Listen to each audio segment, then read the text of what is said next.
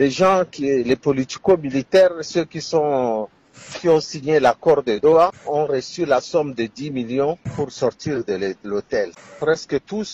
Pratiquement tous ont quitté l'hôtel. Ils ont des partisans qui viennent d'ailleurs ou de Gabena, sont restés des reliquats qui sont restés dans les hôtels.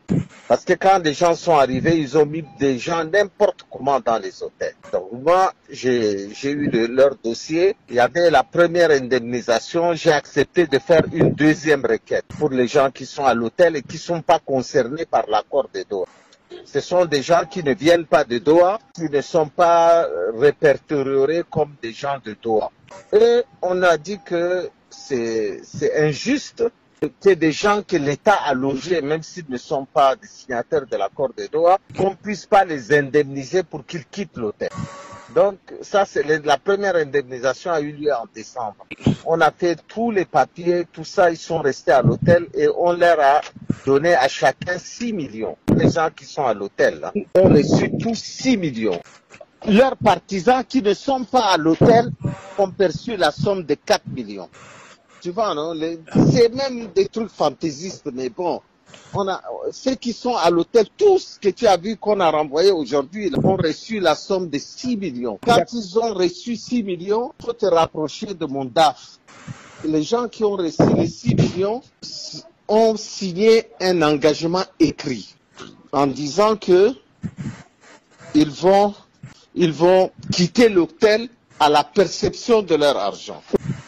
Si tu ne veux pas sortir de l'hôtel, ne te remets pas l'argent. Ils ont tous signé l'engagement, ils sont pour sortir de l'hôtel. Dès qu'ils ont eu l'argent, ils ont dit qu'il faut leur donner un délai pour quitter l'hôtel.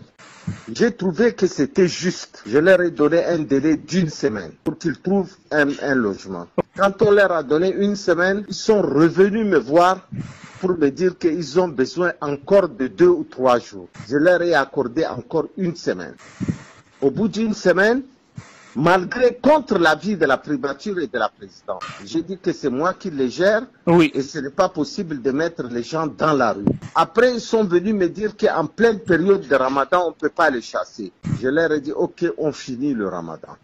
On a fini le Ramadan et à partir de là, le directeur de cabinet du président a écrit pour dire qu'à partir du 7 avril, personne ne doit rester dans les hôtels. Donc, à partir du 7 avril, l'hôtel a décidé de couper l'eau et l'électricité des gens. Du 7 avril, qui était le dernier, c'est le 4e délai qu'ils ont. Ah oui, pardon, le Premier ministre m'avait saisi alors que j'étais en France. On a encore prolongé 1 fois. Et moi, j'ai prolongé 2 fois. Le Premier ministre 1 fois et le directeur de cabinet 1 fois. Normalement, il devrait quitter le 3 avril.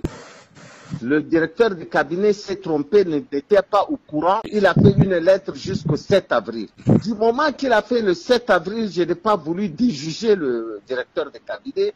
J'ai confirmé aux hôtels la date du 7 avril. Tout le monde a quitté. Cette poignée de personnes récalcitrantes. On leur a dit, avec 6 millions là, vous pouvez vous loger en ville. Parce qu'il y a des Tchadiens qui n'ont pas ces 6 millions pour se loger. Vous avez 6 millions, allez-y vous loger. Ils ont refusé. Ils ont commencé à faire du chantage. On ne quitte pas. On leur a envoyé plusieurs médiations. On leur a dit, vous devriez quitter l'hôtel. Si vous ne quittez pas l'hôtel, on vous fera partir par les forces de l'ordre. Ça, c'est depuis le 7 avril qui sont restés sans électricité. Et on n'a pas voulu les mettre dans la rue. On a toujours dit qu'il faut que vous soyez raisonnable. Ils ont refusé et c'est l'hôtel qui a décidé d'amener les forces de l'ordre. Bien sûr, l'hôtel a dit, moi je n'ai plus de prise en charge vous concernant. L'hôtel a décidé de saisir la justice pour leur expulsion. Ce qui est simple comme tout. On leur a dit, allez loger. Et l'État va, en attendant la mise en place du DDR, l'État va réfléchir à vous trouver une solution. C'est tout. À un moment donné, tu sais combien on a payé les hôtels?